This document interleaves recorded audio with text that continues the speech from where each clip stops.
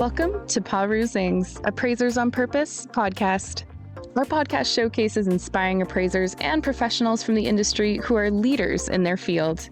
How did they get to where they are? What have they learned along the way? What can we learn from them?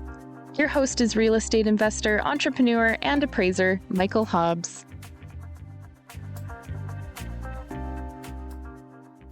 Well, hello, friends. Gosh, great to connect to you again. Michael Hobbs here at Perusing's Appraisers on Purpose podcast. And I'm excited to have Harrison join us today. Harrison, thanks for being with us. Thank you, Michael. It's great to be here. Man, it's a pleasure. It's a pleasure. I think people are going to find today's conversation fascinating for reasons they might assume and other reasons they haven't considered. But that's why we love our Perusing's Appraisers on Purpose podcast, because it's an opportunity to see into the life and profession of those that have been in and around the valuation industry, those that have been deep in appraisal, or those that have been adjacent to appraisal, or those that are interested in contributing or transforming the appraisal and valuation profession. Friends, thank you. The outpouring of messages have been amazing. Love that so many people take the time to just reflect on some of the things they've heard, some of the things they've learned from some of our guests, but more importantly, that they continue to share that with friends and peers and even those beyond the profession who might find it fascinating to work in a space that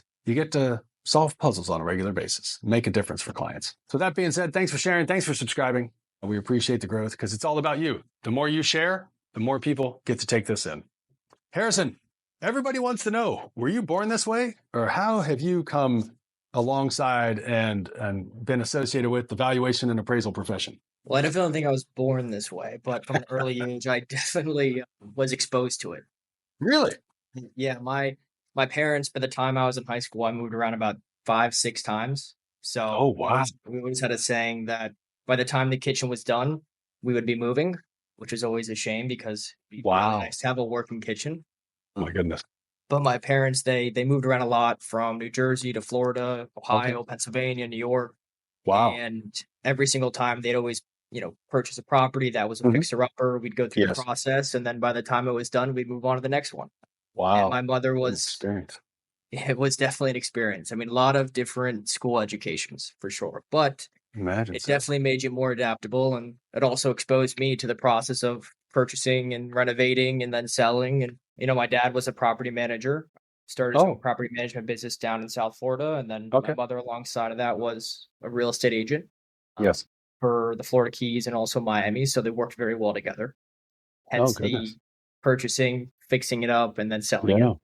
They still do that today. That's impressive to be exposed to that. I mean, if you growing up had not just one, but I heard you say 6 experiences of once the home was done being, or once the kitchen was nearing finished on the remodel, then it was time to move. So I can imagine you must be a professional GC by now. I mean, you just run all kinds of remodeling. Yeah, I can. Or not. I think my dad and I are professional movers. I mean, we can get a couch into any small apartment we could possibly imagine. My dad always says that on his tombstone, it's going to say, "I died moving." I died moving. Oh my goodness. Oh, wow. So you have this experience. You by chance, do you have siblings?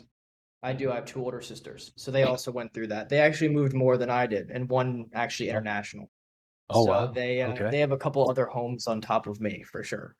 Wow. But they don't move furniture as well as I do. That's a fact. All right. That's your claim to fame in the family is that I'm your guy. Well, that's why I believe I was born. It's because my dad couldn't move a couch by himself at that point. So they needed a son. You know what? I hear you. It is hard to move a couch on your own. I will just attest to that. Anything larger than even some of those love seats are quite difficult. But wow, that's amazing. So you grow up in an environment of real estate. Yes, absolutely. Wow. And they didn't have the background in real estate. They had a passion for it. They saw the value in it. I think they loved working together to fix problems. They're both very good problem solvers, and there's a lot of problems in real estate, especially as when you buy a property, you can imagine you get the inspection back and there's a problem with the roof, or there's a problem with the drywall, etc., installation. It's that I think one of the greatest strengths that I was able to see was their teamwork together to solve those problems. Like if an appraisal came back too low, how do you then counteract that? And I got to witness that multiple times, which was great, as well as like renting out a property or managing, Sure. as well I as get that. fixing things. So, we were surrounded. I remember there was a time where, for about 7 years, 8 years, where on the weekends, my mother and my father would trade off because in real estate, there's no weekends. Yes. And, one day my mother would be with us on Saturday, and then the next my dad would be with us while my mother's working. Oh, I see. And so they had that good teamwork there.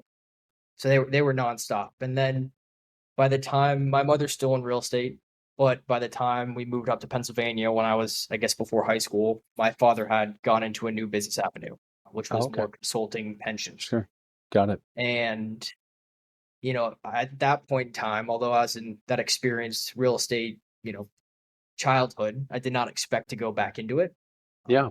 Had no idea. I Wow. was more I was more caught by the attention of the ocean and filming. So by the time I was a junior in high school, Mhm. up through college, I was a freelance underwater videographer and production, producer for films, media, etc. And that took me all over the world in the best ways. So it really matured me very at an early age. I think I used to get a lot of pushback from my coaches in high school because I'd be getting on a plane to go to Maine to shoot for World Animal Protection and then missing games, and they didn't love that. But, that took me to French Polynesia for months to live there with coral gardeners, and then up to Nova Scotia with O-Surge where we were tagging great whites. Actually, I was able to Wow. feel a great white, which was the softest, which is a weird thing to say, the softest shark I've ever felt, for sure. I mean, they're just slicked back. I mean, they're killing machines. Fun, cool little fact is that everybody thinks their eyes are black, Okay. but they're actually dark blue right at the center, which is really No kidding. I honestly did not know. I've watched Shark Week so many times. That's absolutely amazing. Yeah. So face to face with them, because we would lift them out of the water and film them and do procedures on them and research. And we did 11, I think, for a month and a half. 11 great Wow. whites out of like 20. And Yes. and that was my experience and kind of my side gig and way to make money throughout college. And then it was funny, real estate kind of just came back into the sector by one. Can we just pause for a minute? We just need to take this in on so many levels. And I'm both like fascinated and I'm like, really? So you at a young age are an underwater videographer. Like, I gotta tell you, I didn't even know that existed. I mean, I do now, but I think back to being in, did you say high school? Like, so I think back at that kind of age, I don't even know if I knew like that kind of opportunity existed for people. How does something like that show up? I mean, that's it to me, because I did through college, some friends exposed me, or I should say, introduced me to scuba diving. So I started to get that experience. And then first time I saw an underwater camera, I'm like, oh my gosh, this is amazing. And you were years before I was even at that point in my life. Tell us about this. So my dad got me into it for sure. Oh, And that was one of the things so the only vacation we would take as a kid, we had this small sea ray that we'd take over to the Exumas in the Bahamas. Oh, And it okay. was like camping, no laundry. We had 25 gallons of fresh water, and it was camping with 5 people and 2 older sisters that would fight consistently.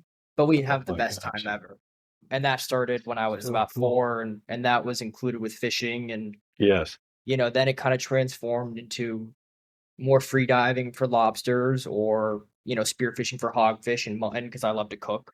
Yeah. Got that. And that's probably the healthiest and most sustainable way you can, get your food. And then, I have to admit, GoPro kind of brought it to another level where you could, price efficiently film what you were doing, kind of tell that story and show these experiences to, your friends and colleagues who don't always get to experience that or can't. Yeah. And I mean, I have so much footage from those days where I was in a hole 30 feet deep with a lobster and I look to my left and there's a bull shark next to me. Jeez. I would say, yeah, my mother didn't love that. And that one of the things that was interesting is that you just keep pushing farther and farther as you go. Meaning, once you do that, then it's like, okay, what's next? So, right when I Got it. graduated and I was 18, I then started to free dive with tiger sharks in the Bahamas at Tiger Beach. And that So for really people that don't know, I apologize, I am interjecting, but I want to, because what you're getting, because I heard free dive and tiger shark. I actually know what this is because I've seen it, not because I'm able to do it. Tell people what freediving is, because it is fascinating. I watched a movie that had like an octopus and some dude, and he would free dive and go hang out with the octopus. What was the name of that movie? My Octopus Teacher, I think. Yeah, I think it was.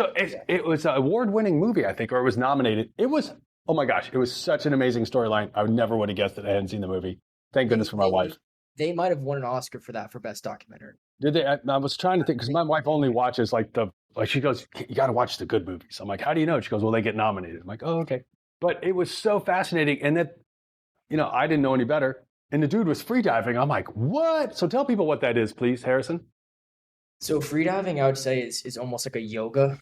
It's very peaceful. It's very different than scuba diving. I've only scuba dived a couple times, and you have the big tank on you. It's very noisy. You can't move around as much. And then freediving is pretty much, diving to the depths, controlling your mind, controlling your heartbeat, only on one breath, right? So it's very dangerous, unless you have the right training or you're with people that know what they're doing, because you can black out, you can shallow water black out, you can get brain damage. There are some really scary things that can happen. There've been a lot of spear fishermen that have blacked out and never came back to the surface, which is really hard to see. Thinking about freediving is it really makes you control your mind, because your mind controls your body, which is a very interesting kind of yoga principle of, when you're diving, you can see a shark, or maybe you can't see the surface because it's so murky and you have to stay calm, right? It's almost, it's very euphoric in a way. Time slows down, right? So you feel like you're flying in a way because you're sinking so fast. Once you hit past 10 feet, you just start to sink. I mean, you're a glider going down.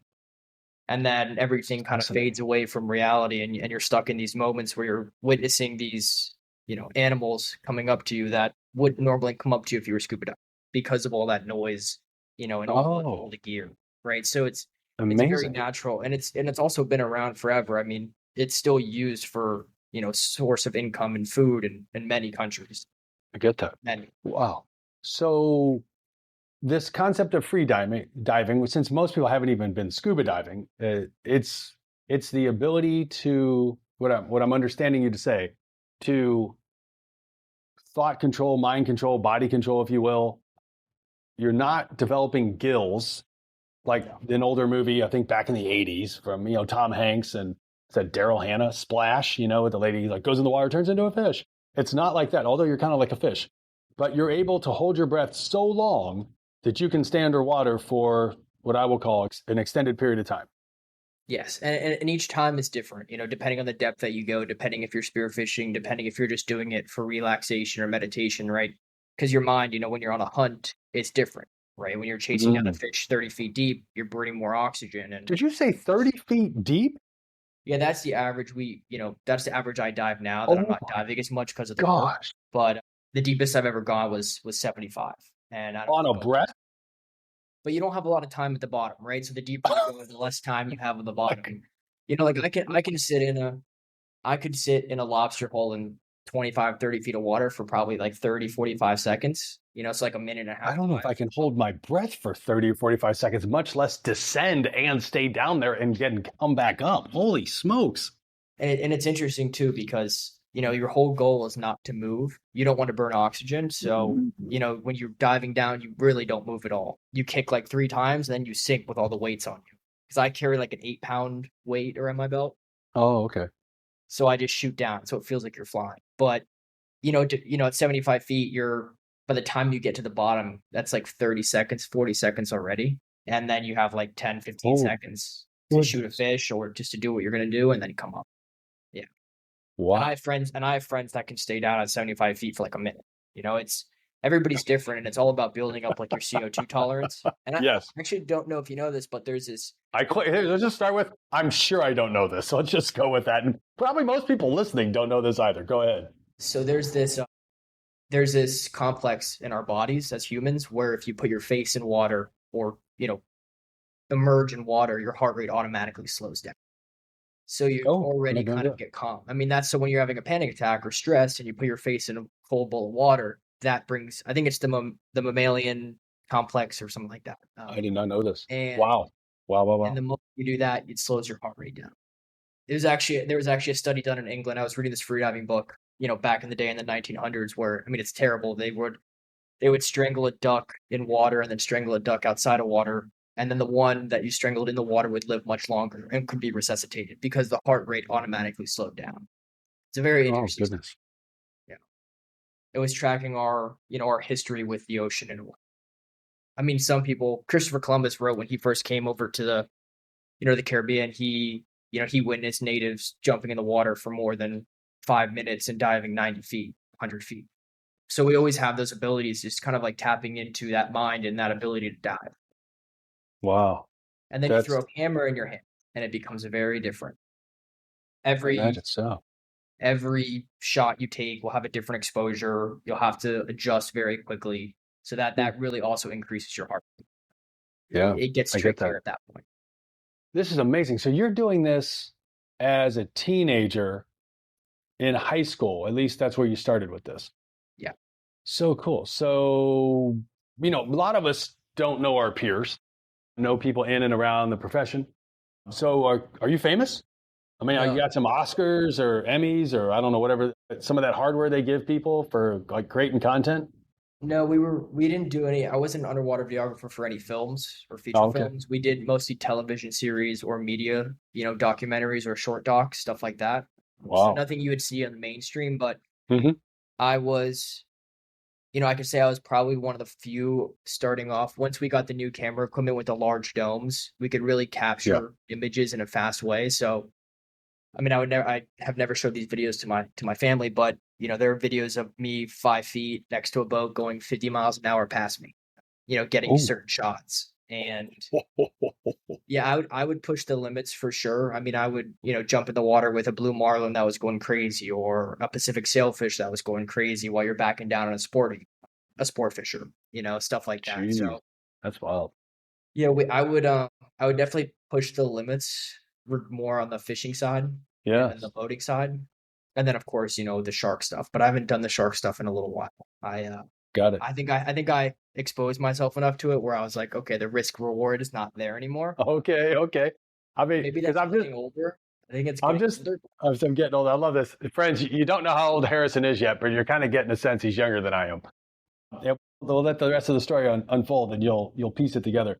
But Harrison, what I so appreciate about that, and I'm curious at the same time, the, this exposure to something that's, not familiar to most people, your interest and desire in pushing the limits. I mean, inquiring minds want to know, is there an X Games for the crazy stuff that you do? There is. There's Oh, is there really? I'm like, I see the X there's Games on ESPN, but I'm like, there must be an X Games for these crazy people underwater. I can't compete with these guys. Not even close. I mean, Oh my goodness. All right. Well, these are true. I mean, these guys are diving and women are diving 300, 400 feet on one breath. And they're competing in vertical blue in the Bahamas, which is probably one of the biggest tournaments for championships for wow. freediving. And that's diving into a deep blue hole and they're going so far deep that, they're falling asleep because their heart rate's getting so low. I think the lowest recorded heart rate on a living human being is done by a freediver. And that was a couple beats per minute. I think it was like 9 beats per minute. 9 beats per minute. It was something very low.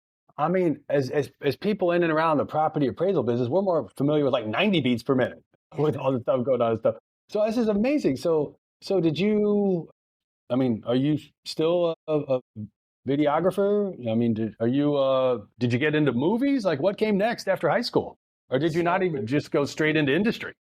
So I ended up, I always thought I'd go to business school, but I ended up getting into NYU Film School, which was Wow! ranked Congratulations. or number two. My actual film to get in was a short film about freediving, and Okay. and I imagine they probably hadn't seen that before. Yeah. And Good for my you. whole goal was to, go on to the business side of the production side of film. I love Yes. entertainment, love storytelling. And that was kind of my goal. And then, study business and history because I love history on the side. Got it. And that was what I did throughout college. And, that was, interesting looking back, you'd say, okay, you probably don't have a lot of business experience, but in a way, being exposed to the film sets and the film shoots and production, it's constant problem solving, it's constant deadlines, it's constant Yes. creativity of like, okay, well, how do we get this shot when, we don't have these things? Or, for example, like when I was in French Polynesia, we were trying to get some shots where we had to swim under, out with no boat because we didn't have a boat. and how do we get those shots? How do we get the equipment past the brake waves, etc. Yep. I will say that I've realized because of that, I'll never be a surfer. I tried surfing on some big waves. I'd rather be underwater filming all day long. Got it. But yeah, I definitely, I saw my career going into the entertainment side. Yes. I had a story that I would love to create into a feature film about freediving. Yes. Pushing the limits, and as an individual falls in love with freediving, he realizes he can't also love a woman because, you never know if you're going to come home, and it's harder in the relationships. So I always had that in the back of my mind that I wanted to do. And then I worked in entertainment marketing for a large agency in my college career, and, really liked what I was doing there. But, by that time, somehow, in a random way, the real estate industry kind of popped back up into my head. Wow. That's really impressive. What a cool experience. I always love to hear people's background, things you'd never know if you didn't actually ask. So you get into NYU film school, you go through that path, and then, so tell us about that. So, the path was great, learned a lot there. And then COVID happened, of course, while I was in college. Yeah. Right when we get back, it's my senior year, and, I had just, gotten this great job at this entertainment marketing agency, and was consulting some colleagues on film production. I was working, with an entertainment lawyer at the time, drafting agreements for her, reviewing them, etc. And one of my close friends, she had worked at Better Mortgages and was complaining about an appraisal turnaround time for a refi in, I think it was Arizona. Oh, okay. And that kind of sparked my interest back into it, where I was like, all right, and this homeowner asked, can we do a virtual home appraisal? And she was like, yeah, we can do that. And this was this was in 2021, actually, in November. So I was like, all right, well, how come I can get a doctor's appointment over a video, and I can get a notarized document over video, and you can't do a teleappraisal? Yeah. And we looked at the market a little bit, and I came up with a platform that had a live video, feed with an appraiser, and designed it and kind of put it on the back burner while I was still in college. And then March 2022 came along, where Fannie Mae and Freddie Mac, they kind of started to roll out hybrids, and that kind of was a green light for me. Still wasn't sure if I was going to do it, but it kind of was in the back of my mind of, this is interesting. And then I kind of went back to the entertainment side. Right when I graduated, I got an offer from a fintech startup to come aboard as a business development manager. So I took that, and that started about 2 months after I graduated. But for those 2 months, I was working with that same entertainment lawyer, and we actually went to, this was one of my favorite experiences I ever had. That was really eye-opening as well, was she invited me to come with her for a Fulbright scholarship to Jordan in the Middle East to consult the Jordanian government and entertainment ministry on entertainment law. Of course. That's just what everybody does. They get to join the Jordanian government, Fulbright. And that was an amazing experience. I mean, for a month, we lived in Amman in Jordan, and we were working with all their local lawyers, all the local filmmakers, to go over all the contracts you need, go over the laws in Jordan as well as like the laws in the US. So, we met with some of the head lawyers in the country to, discuss legislation to help make Jordan a film hub. Because at that time, entertainment was really popping off in the Middle East, which it still is now. There's a lot of money in it from Saudi Arabia. There's a lot of money in Egypt, and Egypt had a lot of the production shoots, and Jordan had some, like Transformers. That was one of their biggest ones, Revenge of the Fallen, which was pretty cool. Wow, so we worked with them for about a month, and right when I got back, I started at that fintech, which was a supply chain financing company. It was like an alternative lender. So definitely an interesting path to get into the startup world. Well, and how was it? So how did you get to that place again? The market right now is tough for appraisal companies. Many companies are having a hard time getting enough work with the same marketing they used to. Is your company struggling, having a hard time getting new customers, or getting additional work from existing customers? The answer to this problem is easier than you think. Do more business with the people you already know. Over 10 years, the average U.S. appraisal firm meets over 17,000 potential customers. That's a lot of people you could be doing business with right now. But it's a big problem if you don't have a proven process to communicate with them. StoryLux turns this problem into an opportunity to grow. Our advanced AI marketing tool can rebuild your contact lists and harvest long-forgotten communications. Imagine reaching out to everyone you've ever met with just one click. For the cost of 1 or 2 appraisals a month, Storylux helps you reconnect and market to people who already know you, like you, trust you, and want to do business with you. Act now by contacting Storylux today to turn your business growth dreams into reality. Email appraisal@storylux.com. That is appraisal@storylux.com. And now back to part 2 of the episode. To the startup or to to startup. I knew somebody that worked there, and I'd worked with him previously over a summer to help him out with some things, and Okay. he offered me the position, and I knew a couple people on the team, so we went Okay. in. I think I was the 5th or 6th employee. Wow. Cool. Right when they had raised some capital Oh, to get started. you could get paid too. Now that's nice. Join a startup and get paid. Exactly. And also, at that time, I had gotten back from Jordan. And again, the concept of virtual home inspections and live video was still on my mind. Oh, okay. And that was a big decision that I had to make in 2022 in August, which was, okay, if we're going to do this, let's do this. And again, I just said all the things I did. None of those things with freediving or filming or entertainment law had anything to do with technology. Nothing. And I think that was one of the things that I think being exposed to freediving and filmmaking, of the curiosity to be able to learn something new, because you're always learning something new when you're on a shoot, is all right. So how am I going to go about building this? And there were a couple approaches that one could take. One could raise a pre-seed round and then go to a dev company and meet with them and then pay them to build it. Again, I had no experience, right? So you have these many options at how you can develop a product. And I decided, all right, well, I like to, one, get some knowledge in the tech space, in the startup space. So I took the job at the fintech. Oh, I see. While I was there, right in August, I incorporated Appraise and started to look for engineers. And my thought process was, all right, so I need to learn this from the beginning. I need somebody that understands technology and can help me learn this and build this with me. I had designed the platform and I needed someone just to build it.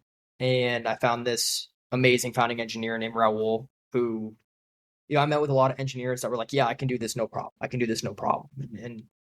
And all of a sudden, he comes along and says, I don't know how to do this one thing, but I'll learn.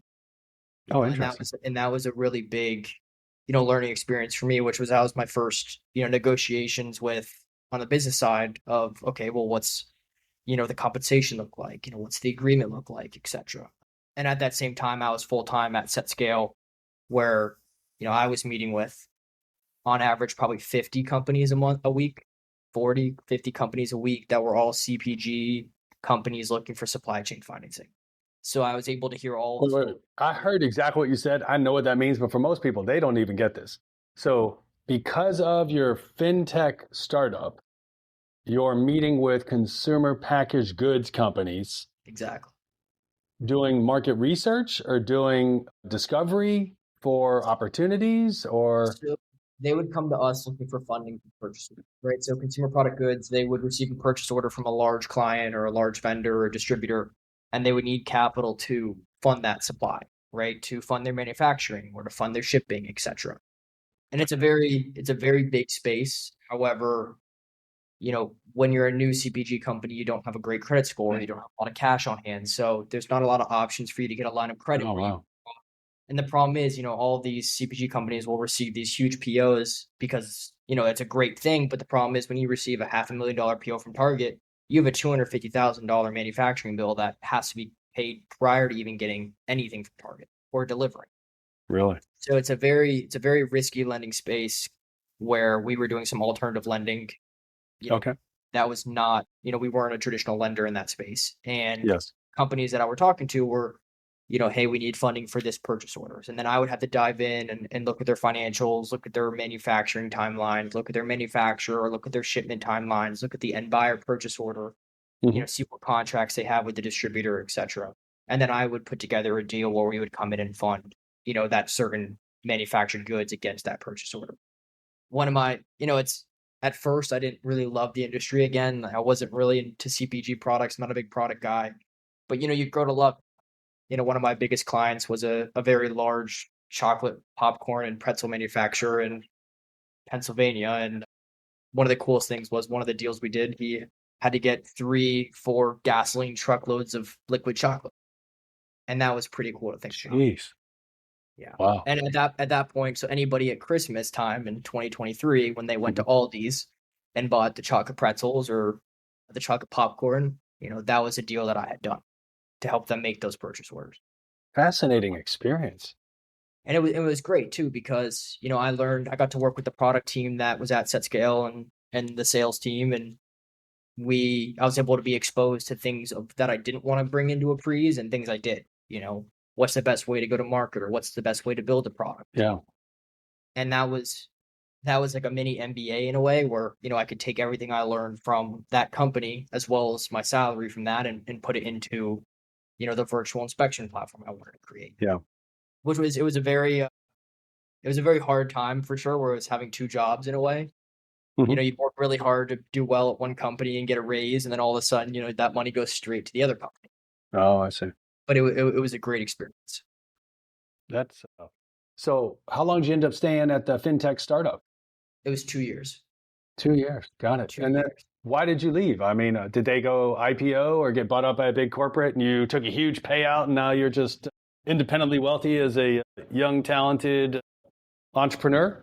I wish it was that case. No, I mean, we had some struggles at the company, and at that point we had received our MVP, which is a minimum viable product. So your whole goal in developing a product is to get to the MVP where you can test it. So, starting in 2024, Raul was able to complete our first working prototype with everything that we had set out to have, which was a scheduling platform, a payment platform, and a virtual inspection platform all in one.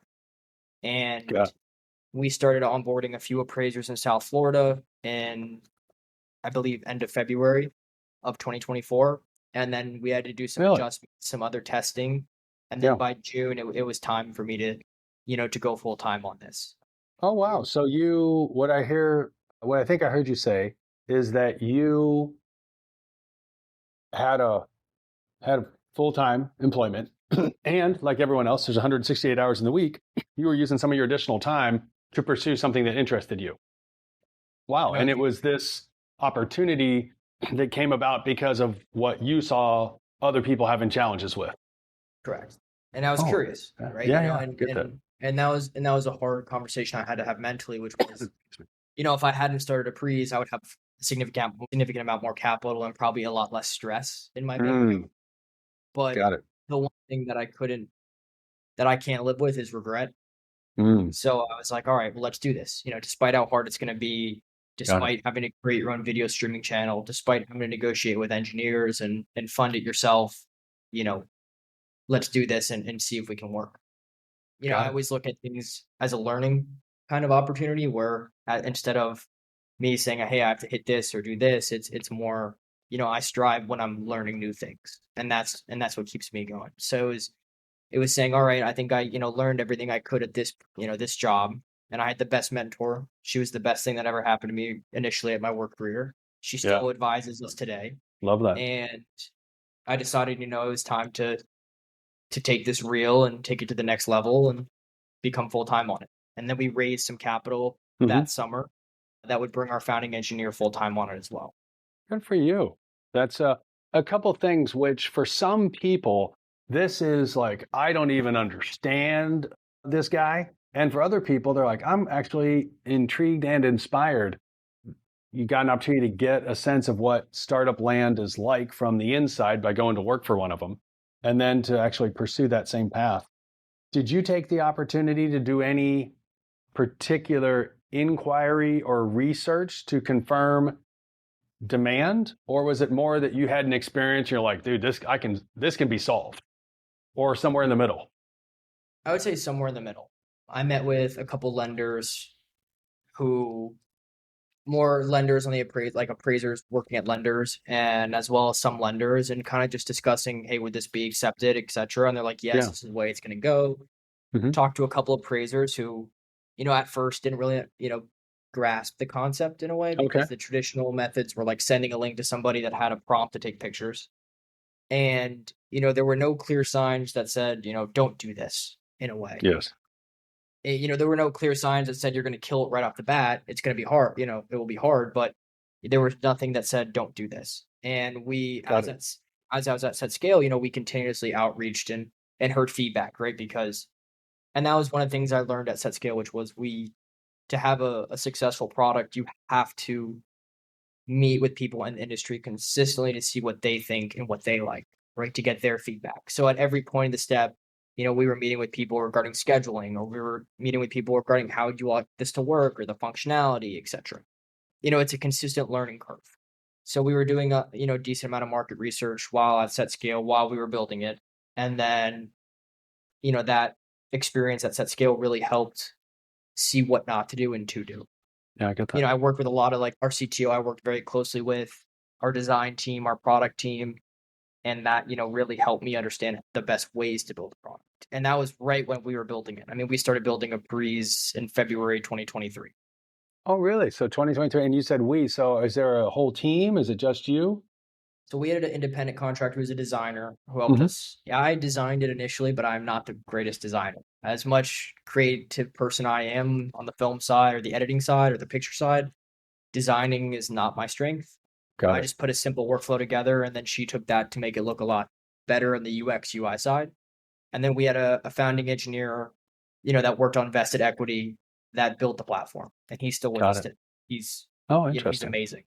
We had a couple of appraisers working with us to help us kind of determine what's the best way to do this or what should we have here, etc. But the team was pretty small, so it was pretty much me and Raul just grinding together. Because he had a full-time job as well. So you got to give him credit for the same thing. I mean, he was managing a platform front end, back end for a large company, and then also building this on the side. So he, that year and a half or year and a quarter that we were full time with another company doing this on the side was a grind.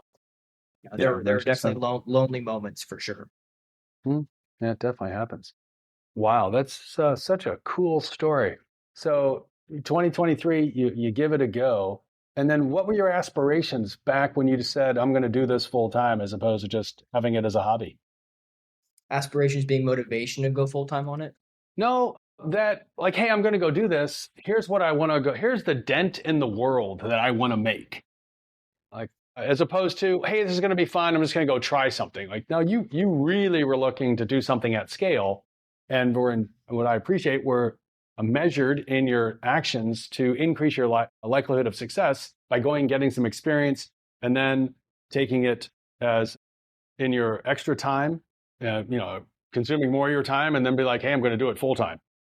So we had a couple tests that in 2024, when we first got our MVP, we had a couple tests with like 5 or 6 appraisers. Okay. We were doing some appraisal work for real estate agents to see how it would interact. And again, we had no clear sight that this wouldn't work. And, come June 2024, it was like, all right, we had just had our first paid appraisal for a probate appraisal in Miami. Okay. This is a viable business. So, and the product works. And, the aspirations at that point were, and they still are today, is, trying to alleviate some stress in, visiting the property physically, right? So allowing homeowners, if they needed a state appraisal where they could easily order one, on Appraise, or ask, their appraiser if they're on Appraise, where they can send a virtual invitation, schedule easily so there's no back and forth, and then of course do that virtual inspection.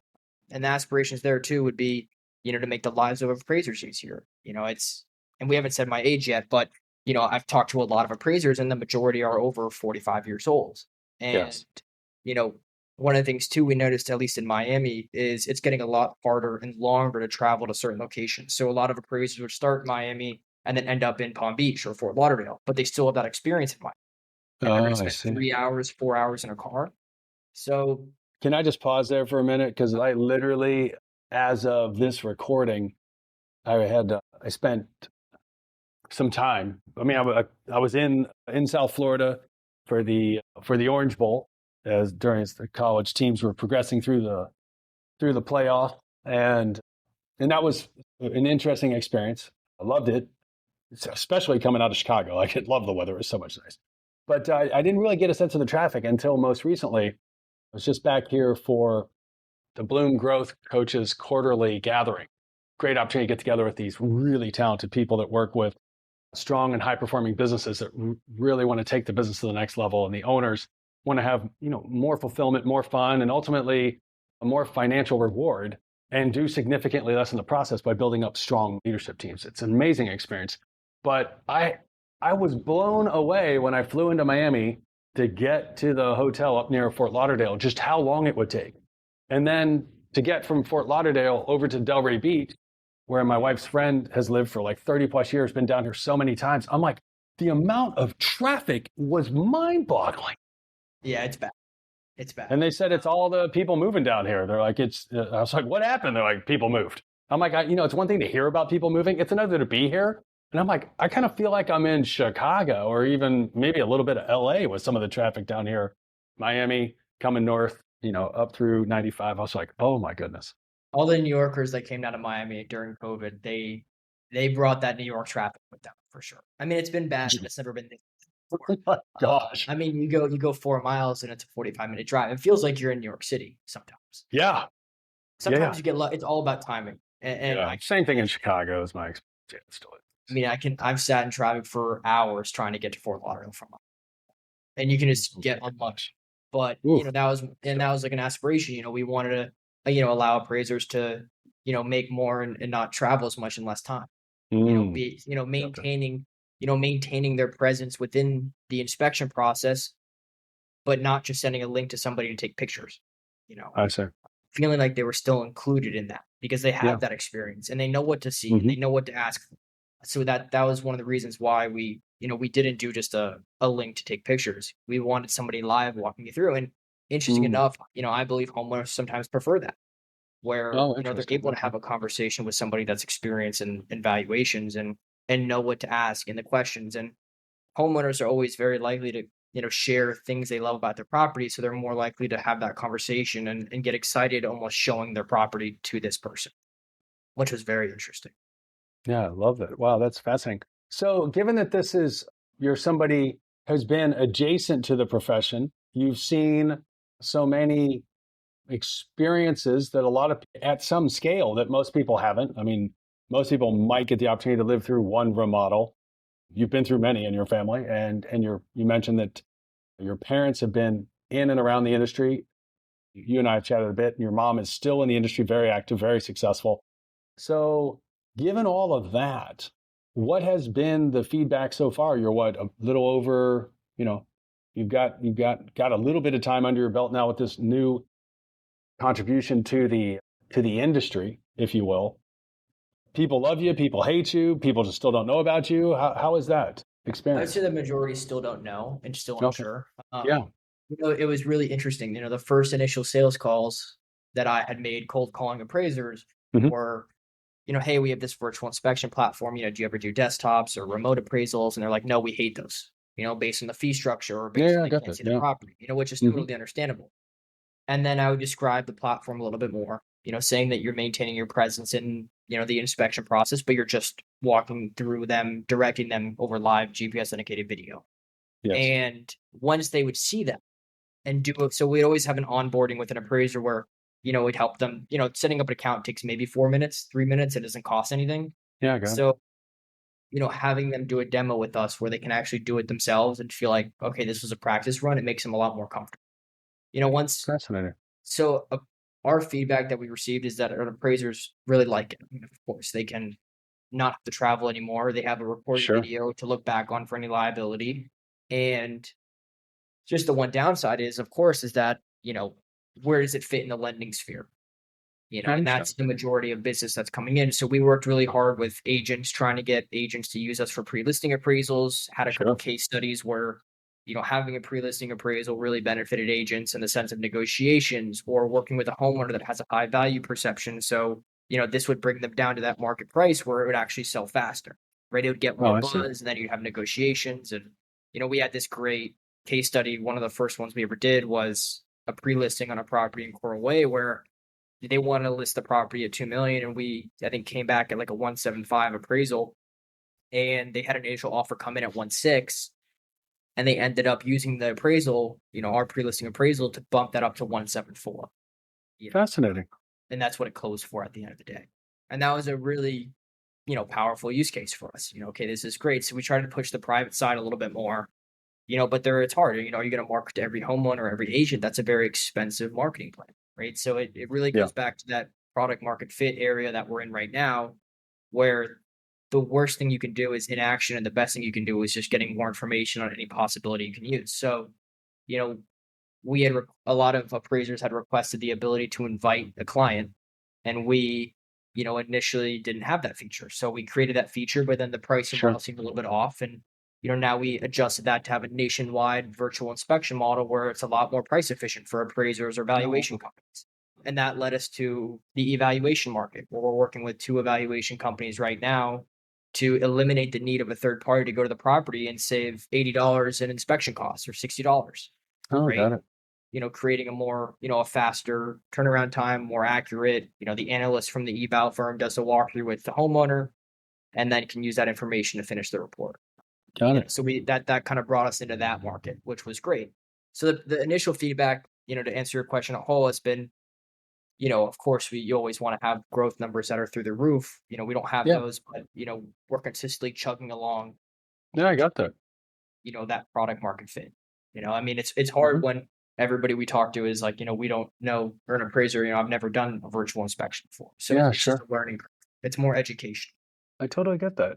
Well, that's fascinating. So, given everything that you've been exposed to, and you've had quite a life experience in a shorter number of years than many, but given everything you've seen and you've experienced, and, that really sparks your sense of curiosity, what are you looking forward to over the next 3 to 5 years?